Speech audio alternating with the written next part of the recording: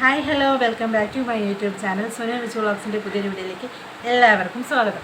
അപ്പോൾ കുറച്ചധികം ദിവസമായ ഒരു വീഡിയോസൊക്കെ ചെയ്തിട്ട് വേറെ ഒന്നും കൊണ്ടല്ല വീഡിയോസ് ചെയ്ത് വയ്ക്കുന്നുണ്ട്. പക്ഷേ അപ്ലോഡ് ചെയ്യാൻ നേരത്ത് ഇത് എഡിറ്റ് ചെയ്യാനും വോയിസ് ഓവർ കൊടുക്കാനുമായിട്ട് ഒരു മടിയായത് കാരണമാണ് ഞാൻ ലോങ് വീഡിയോസൊന്നും ഇടാത്തത്. അതുകൊണ്ട് എളുപ്പത്തിന് ഷോർട്സ് ഇട്ട് പോകുന്നതാണ്. അപ്പോൾ ഇന്ന് ഒരു വീഡിയോ ചെയ്യാനുള്ള കാരണം, എൻ്റെ ഷോർട്സ് കാണുന്നവർക്കറിയാം ഞാനിപ്പോൾ പ്രഗ്നൻ്റ് ആണ്. അപ്പോൾ ആ പ്രഗ്നൻസിയെക്കുറിച്ച് നിങ്ങളോട് പറയാം. ഇവർക്കെങ്കിലും അറിയാമായിരിക്കും ഇതെൻ്റെ സെക്കൻഡ് പ്രഗ്നൻസിയാണ്. അപ്പോൾ സെക്കൻഡ് പ്രഗ്നൻസിയും ഫസ്റ്റ് പ്രഗ്നൻസിയും തമ്മിൽ ഫസ്റ്റ് ട്രിമസ്റ്ററിൽ വന്നിട്ടുള്ള കുറച്ച് ഡിഫറൻസ് നിങ്ങളായിട്ട് ഷെയർ ചെയ്യാൻ വേണ്ടിയിട്ടാണ് ഈ ഒരു വീഡിയോ. അപ്പോൾ നിങ്ങളിത് ചാനൽ സബ്സ്ക്രൈബ് ചെയ്യാതെയാണ് ഈ ഒരു വീഡിയോ കാണുന്നത്, സബ്സ്ക്രൈബ് ചെയ്യുക, വീഡിയോ ഇഷ്ടമായാൽ ലൈക്ക് ചെയ്യുക. അപ്പോൾ നമുക്ക് വീഡിയോയിലേക്ക്. കറൻ്റ്ലി എനിക്കിപ്പോൾ 4th മന്ത് കംപ്ലീറ്റ് ആയി, 5th സ്റ്റാർട്ടായിട്ടുണ്ട്. അപ്പോൾ ഞാൻ ഇത് കുറച്ച് ഡിഫറൻസ് ഉണ്ട് ഫസ്റ്റ് പ്രഗ്നൻസിയെക്കാളും. അപ്പോൾ അത് നിങ്ങളുമായിട്ടൊന്ന് ഷെയർ ചെയ്യാൻ കരുതിയിട്ടാണ് ഈ വീഡിയോ ചെയ്യുന്നത്. അപ്പോൾ സത്യത്തിൽ വീഡിയോ ഒക്കെ ചെയ്യാനൊക്കെ ഇത് ആഗ്രഹമുണ്ട്. പക്ഷേ ഇപ്പോൾ ഒരു 3 മാസമായിട്ട് വൊമിറ്റിങ്ങും കാര്യങ്ങളൊക്കെ ആയിട്ട് ക്ഷീണമൊക്കെ ആയിട്ട് കുറച്ച് റെസ്റ്റിലായിരുന്നു. ഹോസ്പിറ്റലിൽ പോകുന്നു, അങ്ങനെയൊക്കെ ആയിരുന്നു. ഞാനിപ്പോൾ ട്രീറ്റ്മെൻറ്റ് ചെയ്യുന്നത് ഇവിടെ SIT ഹോസ്പിറ്റൽ, ട്രിവാൻഡ്രത്തെ SIT ഹോസ്പിറ്റലിലാണ് പോകുന്നത്. ആദ്യത്തെ പ്രഗ്നൻസി, അതായത് മോനെ പ്രഗ്നൻ്റ് ആയിരുന്നപ്പോൾ ഞാൻ തൈക്കാട് ഹോസ്പിറ്റലിലാണ് പോയത്. അപ്പോൾ ഹോസ്പിറ്റൽ മാറാനുള്ള കാരണം എന്ന് വെച്ചാൽ തൈക്കാട് ഹോസ്പിറ്റലിനെ പറ്റിയിട്ട് നെഗറ്റീവോ അങ്ങനെയൊന്നും ആയി. പ്രഗ്നൻസിയിൽ വേറെ കോംപ്ലിക്കേഷൻസ് ഒന്നുമില്ല, എന്നാൽ സെക്കൻഡ് പ്രഗ്നൻസിയിൽ എന്തെങ്കിലും കോംപ്ലിക്കേഷൻസ് വരുമോ എന്നുള്ളൊരു പേടി കൊണ്ട് മാത്രമാണ് SIT പോയത്.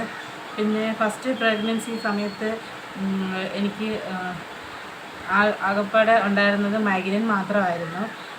പക്ഷേ ആ സമയത്ത് പ്രഗ്നൻസി ടെസ്റ്റ് ചെയ്യാൻ പോകുന്ന സമയത്താണ് എനിക്ക് തൈറോയ്ഡ് ഉള്ള കാര്യം ഞാൻ അറിയുന്നത്. അങ്ങനെ ഡോക്ടർ എനിക്ക് 12.5 അതായത് സ്റ്റാർട്ടിങ്ങിൻ്റെ ടാബ്ലറ്റ്സ് തന്നു.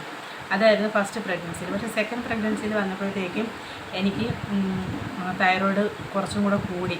അപ്പോൾ കുഞ്ഞിനെ അത് എഫക്റ്റ് ചെയ്യുമെന്ന് കരുതിയിട്ട് 25ൻ്റെ ടാബ്ലറ്റാണ് ഇപ്പോൾ കഴിച്ചുകൊണ്ടിരിക്കുന്നത്. അല്ലാതെ വേറെ മെഡിസിൻസൊന്നും എടുക്കുന്നില്ല. പിന്നെ കാൽസ്യം, അയൺ, ഫോളിക് ആസിഡ് അങ്ങനെയുള്ള നമ്മൾ പ്രഗ്നൻസിയിൽ സ്കാനിങ്ങിന് പോകുന്നതും അതിലെ റിസൾട്ടും കറക്റ്റ് 1 മാസം 5 days ആയിരുന്നു. ഇപ്പോഴത്തെ പ്രഗ്നൻസിയിൽ നമ്മൾ ചെക്ക് ചെയ്യാൻ പോയപ്പോഴും 1 മാസവും 6 days ആയിരുന്നു. അപ്പോൾ പിന്നെ ഒരു 2 ആഴ്ച കൂടെയൊക്കെ കഴിഞ്ഞപ്പോഴത്തേക്കും പിന്നെ എനിക്ക് വൊമിറ്റിങ് തുടങ്ങി. പക്ഷേ ആദ്യമേ പ്രഗ്നൻ്റ് ആയിരുന്ന സമയത്ത് എനിക്ക് വൊമിറ്റിംഗ് എന്നോ അങ്ങനെയുള്ള കാര്യങ്ങളില്ലായിരുന്നു. വൊമിറ്റിംഗ് എന്ന് പറയാൻ രാവിലെ നമ്മൾ ഈ ബ്രഷ് ചെയ്യുന്ന സമയത്ത് ഉണ്ടാകുന്ന ഒരു മോർണിംഗ് സിക്നസ് അങ്ങനെയൊക്കെ ഉള്ള ചെറിയ ചെറിയ ബുദ്ധിമുട്ടൊക്കെ ഉണ്ടായിരുന്നുള്ളൂ. പക്ഷേ ഇപ്പോൾ നല്ല വൊമിറ്റിംഗ് ഒക്കെ ഉണ്ടായിരുന്നു.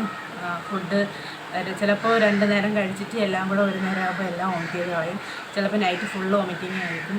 അങ്ങനെ കഴിഞ്ഞ ആഴ്ച വരെയൊക്കെ ഹോസ്പിറ്റലൊക്കെ ആയിരുന്നു. അപ്പോൾ ആദ്യത്തേൽ അത് അങ്ങനെ ഒരു ബുദ്ധിമുട്ട് ഇല്ലായിരുന്നു. പിന്നെ പറയാനുള്ളത്, എനിക്ക് ബാക്ക് പെയിൻ ഫസ്റ്റ് പ്രഗ്നൻസിയിൽ ഇല്ലായിരുന്നു. സെക്കൻഡ് പ്രഗ്നൻസിയിൽ എനിക്കിപ്പോൾ ബൈക്ക് യാത്രയൊക്കെ, ഫസ്റ്റ് പ്രഗ്നൻസിയിലും ബൈക്ക് യാത്രയിൽ തന്നെയാണ് ഞാൻ പോയിക്കൊണ്ടിരുന്നത്. 2 വീലറിൽ തന്നെയാണ് ഹോസ്പിറ്റലിൽ 7 മന്ത് വരെ പോയി കണ്ടതും കാര്യങ്ങളൊക്കെ. വീട്ടിൽ പോയ ശേഷമാണ് ബ്രദറിൻ്റെ കാറിലൊക്കെ ഞാൻ പോയത്. പക്ഷേ ഇപ്പോഴത്തെ പ്രഗ്നൻസിയിൽ എനിക്ക് ഇപ്പോഴേ ബാക്ക് പെയിൻ ഉണ്ട്. എന്താണ് അങ്ങനെ ബാക്ക് പെയിൻ വരുന്നതെന്ന് എനിക്കറിയത്തില്ല. ചിലർക്ക് അങ്ങനെ ആയിരിക്കും, ചിലർക്ക് 2 ടൈമിലും അങ്ങനെ ഉണ്ടായിരുന്നായിരിക്കും. പക്ഷേ എനിക്ക് ഫസ്റ്റത്തിൽ ഇല്ലാത്തതുകൊണ്ട് സെക്കൻഡ് പ്രഗ്നൻസിയിൽ അത് ഭയങ്കര ബുദ്ധിമുട്ടായിട്ട് തോന്നി.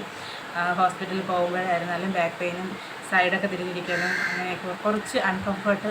പിന്നെ കാല് കഴപ്പ്, അത് ഫസ്റ്റ് പ്രഗ്നൻസിയിലുണ്ടായിരുന്ന കാല് കഴപ്പ്, അതിപ്പോൾ ഒന്ന് മാറി വന്നിട്ടുണ്ട്. ആദ്യത്തെ 3 മാസം എനിക്ക് പ്രശ്നം ഉണ്ടായിരുന്നുള്ളൂ, ഇപ്പോൾ അതൊക്കെ മാറി വരുന്നു. അങ്ങനെയൊക്കെ കുറച്ച് ഡിഫറൻസ് ഉണ്ട്. പിന്നെ ഫസ്റ്റ് പ്രഗ്നൻസി എന്ന് പറയുമ്പോൾ അറിയാമല്ലോ, അത് എവിടെ ആയിരുന്നാലും നമുക്ക് ഫസ്റ്റ് പ്രഗ്നൻസി എന്ന് പറയുമ്പോൾ ഒരു സ്പെഷ്യൽ കെയർ ടൈമിൽ ഹസ്ബൻഡ് കുടുംബ വീട്ടിലായിരുന്നു. അപ്പം നമുക്ക് കുറച്ച് റെസ്റ്റ് എടുക്കാൻ വേണ്ടിയിട്ട് കുറച്ച് ടൈമൊക്കെ നമുക്കൊന്ന് കിട്ടും. കാരണം ഫുഡൊക്കെ വയ്ക്കുന്നതായിരുന്നാലും ഇവിടെ ചേട്ടയുടെ അമ്മയായിരുന്നു ഫുഡൊക്കെ വെച്ചിട്ടിരുന്നത്. അപ്പോൾ നമുക്ക് കുറച്ച് റെസ്റ്റിനുള്ള ടൈമുണ്ട്. പക്ഷേ ഇപ്പോൾ അങ്ങനെയല്ല, ഞങ്ങൾ സെപ്പറേറ്റാണ് താമസിക്കുന്നത്. അപ്പോൾ രാവിലെ ഫുഡ് റെഡിയാക്കണം, ചേട്ടായി ഫുഡ് കൊടുത്തു വരണം, മോനെ സ്കൂളിൽ അയക്കണം. അപ്പോൾ അങ്ങനെ കുറച്ച് ഈ രാവിലെ എഴുന്നേൽക്കുന്നതിൻ്റെ ഒരു ബുദ്ധിമുട്ടാണ്. പിന്നെ ഒരു 11 മണിയൊക്കെ കഴിയുമ്പോഴത്തേക്കും ഭയങ്കര ടയേർഡ്, പിന്നെ വൊമിറ്റിങ്, തലവേദന, മൈഗ്രെയിൻ, അങ്ങനെ കുറച്ച് കാര്യങ്ങളൊക്കെ ആയിട്ട് പോയത്. അപ്പോൾ നമുക്ക് ഫസ്റ്റ് പ്രഗ്നൻസിയിൽ പോലത്തെ ഒരു ഇത് നമുക്ക് സെക്കൻഡ് പ്രഗ്നൻസിയിൽ റെസ്റ്റ് എടുക്കാൻ പറ്റില്ല. ഒരു കുഞ്ഞു കൂടെ ഉള്ളപ്പോൾ അതിൻ്റേതായ ഒരു കെയർ നമുക്ക് അവനും കൊടുക്കണം, അവനും ഒരു ബുദ്ധിമുട്ടില്ലാതിരിക്കണം എന്നുള്ള രീതിക്കായിരുന്നു. അപ്പോൾ എന്തൊക്കെ ഇതുണ്ടെങ്കിലും പിന്നെ ഹോസ്പിറ്റലിൽ പോകുന്ന ദിവസങ്ങളിൽ മാത്രമാണ് കൂടുതലും പുറത്തു നിന്നൊക്കെ ഫുഡ് കഴിച്ചിട്ടുണ്ട്. അന്നാണ് കുറച്ച് അടുക്കളയിൽ ചെറിയ ശകലം കുറഞ്ഞിരിക്കുന്നത്. പിന്നെ വന്നിട്ട് ചേട്ടായി നല്ലപോലെ ഹെൽപ്പ് ചെയ്യുന്നുണ്ട്. ഇപ്പോൾ എൻ്റെ കിച്ചണിലായിരുന്നാലും പിന്നെ മോൻ്റെ കാര്യത്തിലായാലും അവനെ രാവിലെ കുളിപ്പിക്കുകയും റെഡിയാക്കുകയൊക്കെ ചെയ്യും. നമ്മളൊരു അമ്മയായി കഴിഞ്ഞ് കഴിഞ്ഞാൽ അമ്മ എന്നുള്ള രീതിയിൽ കുറച്ച് റെസ്പോൺസിബിലിറ്റി കൂടുതലായിരിക്കും. അപ്പോൾ അതുകൊണ്ടൊക്കെയാണോ ബാക്ക് പെയിനൊക്കെ വരുന്നതെന്ന് എനിക്കറിയില്ല. പിന്നെ ഹോസ്പിറ്റലിനെ പറ്റി പറയുമ്പോഴായിരിക്കും എനിക്ക് കുറച്ച് SIT കാലിൽ കുറച്ച് കംഫർട്ട് ഫീൽ ചെയ്തത് തൈക്കാട് ഹോസ്പിറ്റലാണ് തോന്നിയിട്ടുള്ളത്. കാരണം അവിടെയാകുമ്പോൾ നമുക്ക് ഡോക്ടേഴ്സിൻ്റെ റൂമുണ്ട്. അപ്പം നമുക്ക് സെപ്പറേറ്റ് അവരെ പോയി കാണാൻ നമുക്ക് അപ്പോഴപ്പോഴേ കുറച്ച് കാര്യങ്ങളൊക്കെ എന്തെങ്കിലുമൊക്കെ ഡൗട്ടൊക്കെ ഉണ്ടെങ്കിൽ ഒന്ന് ക്ലിയർ ചെയ്യാം. സമയം SIT ഹോസ്പിറ്റലിൽ വന്നിട്ട് ഡോക്ടേഴ്സിന് റൂമില്ല. നമ്മളവിടെ ചെന്ന് കാണുന്ന ഒരു ഇത് തന്നെയാണ്. പിന്നെ സീനിയർ ഡോക്ടേഴ്സ് ഉണ്ട്. അത് നമുക്ക് തുടക്കത്തിൽ നമുക്ക് അവരുമായിട്ട് ഒന്നും കാണാനോ ഒന്നിനും പറ്റില്ല. അപ്പം ഫസ്റ്റ് ടൈം ആയത് അവിടെ പോയതുകൊണ്ടാണ് ഒരു അൺകംഫർട്ട് ഫീൽ ചെയ്യുന്നുണ്ട്. എന്നാലും കുറച്ചും കൂടെ കഴിയുമ്പോഴത്തേക്കും ഓക്കെ ആവുമായിരിക്കും. പിന്നെ സ്കാനിങ്ങും കാര്യങ്ങളൊക്കെ നമുക്ക് അതിനകത്ത് തന്നെ ഉണ്ട്. പക്ഷേ ഇത് ഡേറ്റ് ഇട്ട് തരും. അപ്പോൾ നമുക്ക് 2 പ്രാവശ്യം പോകാൻ തരും. ഇപ്പം പുറത്തു നിന്നാണ് ചെയ്യണമെങ്കിൽ നമുക്ക് അന്ന് ചെയ്ത് കാണിക്കാം. അല്ലെങ്കിൽ നമുക്ക് 2 പ്രാവശ്യമായിട്ട് പോകാൻ വേണ്ടി വരും. അങ്ങനെയൊക്കെ. പിന്നെ ഫസ്റ്റ് ഡെലിവറി നോർമലായിരുന്നു. ഇപ്പോൾ സെക്കൻഡ് ഡെലിവറി നോർമലായിരിക്കട്ടെ എന്ന് പ്രാർത്ഥിക്കുന്നു. ഈ പ്രഗ്നൻസി ജേണി ഞാൻ എങ്ങനെയും തരണം ചെയ്ത് പോകും. ഈ ഡെലിവറി ടൈം എടുക്കുന്നതോറും ഭയങ്കര ഒരു ടെൻഷനാണ്. ഇപ്പോൾ അതിനുള്ളതായില്ല, 4 മന്ത് ആയിട്ടുള്ളൂ. എങ്കിലും ഉള്ളിൽ ചെറിയൊരു പേടി. കാരണം എനിക്കിങ്ങനെ അല്ലാത്ത ടൈമിൽ ഒരു നോർമൽ പീരീഡ് ടൈമിലോ അങ്ങനെയൊന്നും വയറുവേദനയൊന്നും വരാത്തത് കൊണ്ട് ഈ ഡെലിവറി ടൈമിലുള്ള പെയിൻ എനിക്ക് ഒട്ടും സഹിക്കാൻ പറ്റുന്ന അൺസഹിക്കബിളാണ്. അപ്പോൾ അതുകൊണ്ട് തന്നെ എനിക്കിതൊക്കെ ആലോചിക്കാൻ തന്നെ പേടിയാണ്. അപ്പോൾ ഞാൻ മാക്സിമം ആലോചിക്കാം. പിന്നെ ഇതുവരെ ഫസ്റ്റ് സ്കാനിങ് കഴിഞ്ഞു, 3rd മന്തിൽ സ്കാനിങ് കഴിഞ്ഞു, അതായത് ND സ്കാനിങ് കഴിഞ്ഞു, ഡബിൾ മാർക്ക് ടെസ്റ്റും കഴിഞ്ഞു. ഇതുവരെ ഓക്കെയാണ്, വേറെ പ്രശ്നങ്ങളൊന്നുമില്ല. പിന്നെ എന്തെങ്കിലും ചെറിയ ബുദ്ധിമുട്ടുകളൊക്കെ വന്നു കഴിഞ്ഞാൽ ഞങ്ങളുടെ അടുത്ത ഗവൺമെൻറ് ഹോസ്പിറ്റലിൽ തന്നെ നമ്മൾക്ക് ഒരു ഗൈനക്കുണ്ട്, അവരെ പോയി കാണുന്നതാണ്. പിന്നെ ഒരു കിടക്കുന്നതിൻ്റെ ഒരു ബുദ്ധിമുട്ട്. സാധാരണ ഫസ്റ്റ് പ്രഗ്നൻസിയിലായിരുന്നപ്പോൾ ഇട സൈഡ് തന്നെയാണ് കിടന്നുകൊണ്ടിരുന്നത്. പക്ഷേ ഇപ്പോൾ ഇട സൈഡ് കിടക്കുമ്പോൾ ഒരു അൺകംഫർട്ട് ഫീൽ ചെയ്യുന്നു.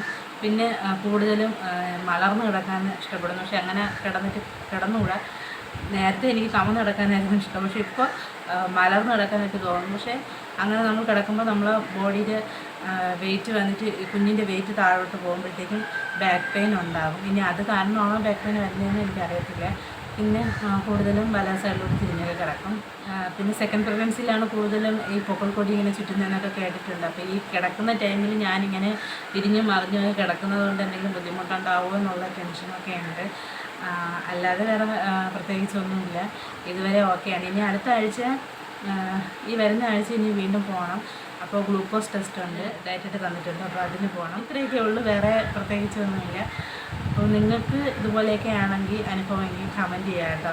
എല്ലാവർക്കും എങ്ങനെയൊന്നും അറിയത്തില്ല. ചിലർക്ക് 2 പ്രഗ്നൻസിയിലും കഷ്ടമായിരിക്കും, ചിലർക്ക് സെക്കൻഡ് പ്രഗ്നൻസിയിലായിരിക്കും കുറച്ചധികം പാട്. അപ്പോൾ ഏതായാലും പ്രഗ്നൻസി ജേർണി ഞാൻ എൻജോയ് ചെയ്യുന്നു.